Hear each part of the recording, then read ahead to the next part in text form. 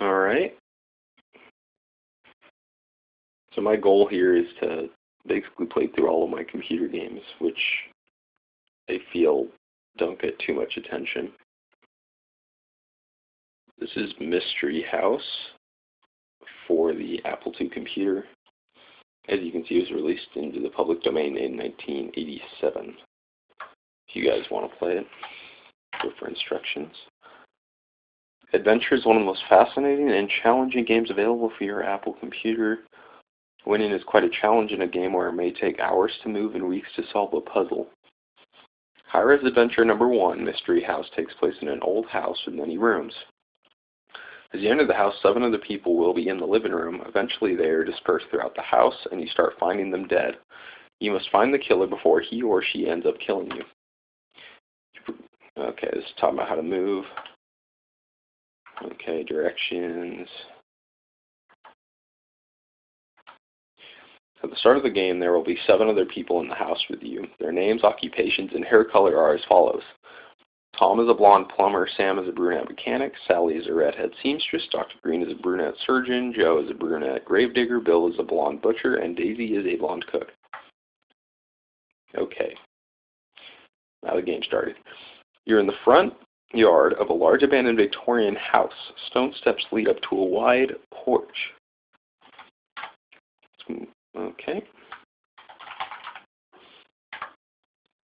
Go inside.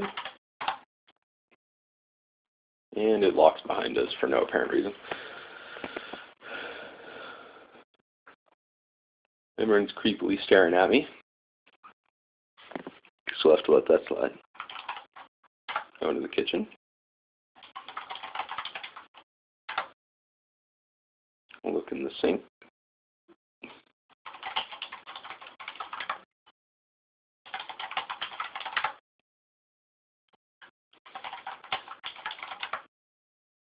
Alright.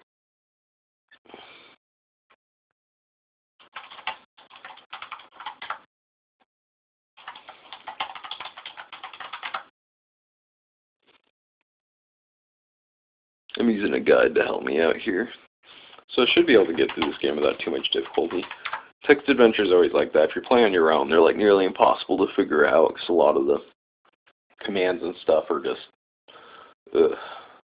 so cryptic.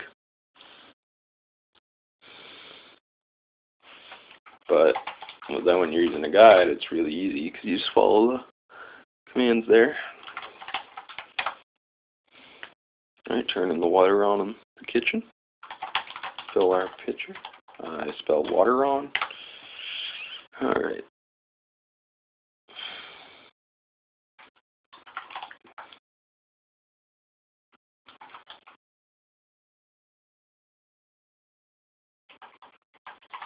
So.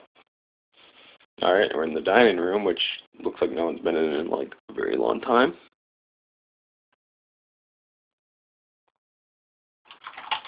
Take the candle off the table. I don't really see why someone would try and light the candle. I mean, in this game, it doesn't really seem to make a difference. You trip over a rug and fall. You started a fire with your candle. That's not good.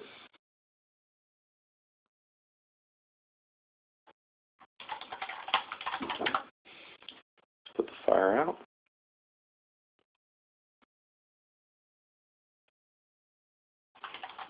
Made a hole in the ground.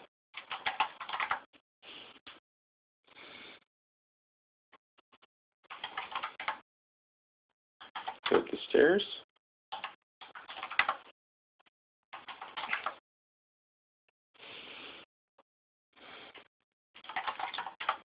Alright, now we're in the study.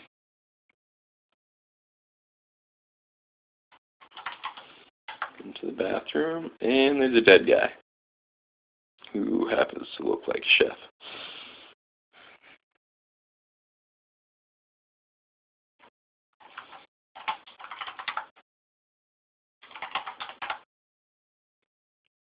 Back into the study.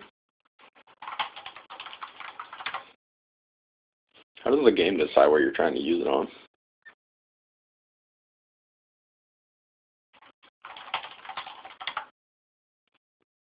There is a button on the wall.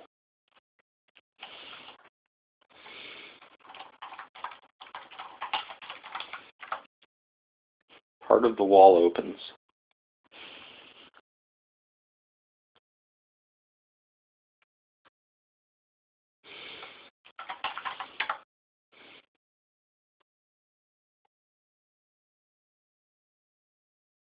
I think we're locked in. We're in the crawl space now. Head down to the basement. There's another dead guy. You're in a moist basement. Algae covers the walls. There's a dead body here. I find it funny how the key's like bigger than the guy's torso. And you know, I totally have pockets big enough for that.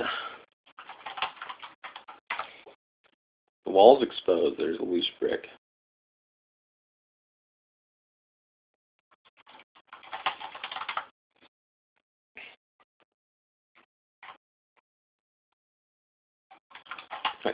I believe it says in the manual, like, the killer's probably trying to get these jewels or something. Which it looks like they were successful at. Or something, I don't know. Maybe it's just a secret passage. Let's go hole.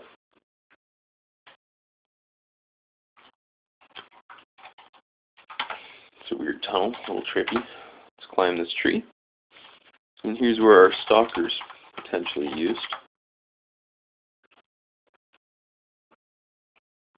Trapdoor in the attic ceiling. Alright, this is the part that bugs me. If you just type directions at this point, it's always going to put you right back in the same forest area. So, what bugs me is, look at this, open door. Now you open the kitchen door, which is off screen that you couldn't even see.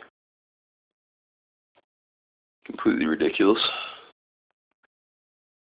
Like, how's I supposed to do that? Then look up, and next thing I'm in the kitchen.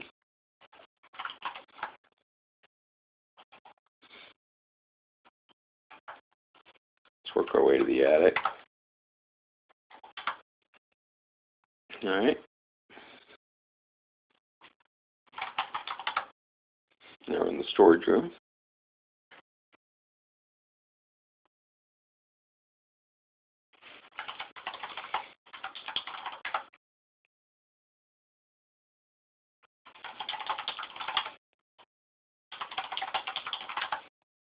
There's our murder weapon, which we will collect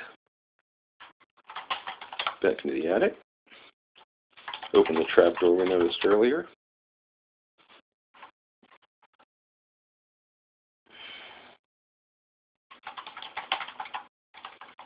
Climb up there. I think we just found our killer.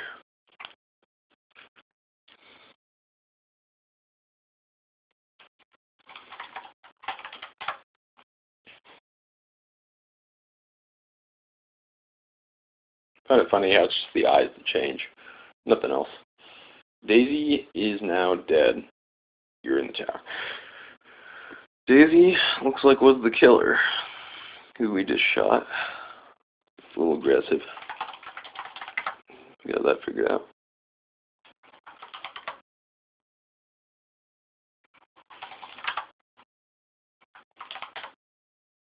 Back into the living room. Lock our door here. So now we're not locked inside anymore.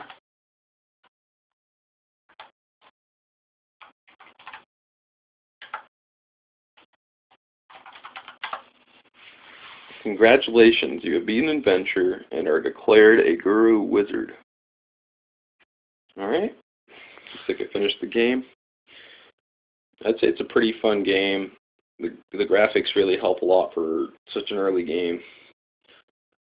It's not the most exciting idea for a text adventure, and I really wish there was more mystery to it, like collecting clues and trying to figure out who the killer was, but it's still a relatively good idea as it is, so I'd probably give it a 7 out of 10. Alright.